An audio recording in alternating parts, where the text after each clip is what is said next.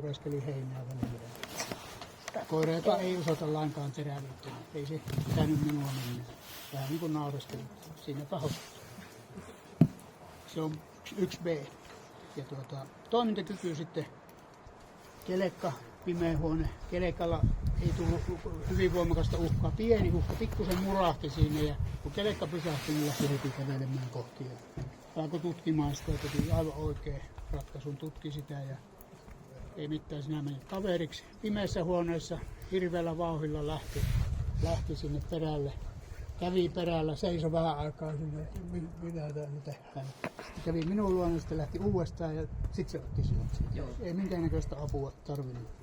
Se on 1A kohtuullinen. Ei nuo agra-alueet ei pelaa, niin se on kohtuullinen, on se suurin pelloillaan pantaasi.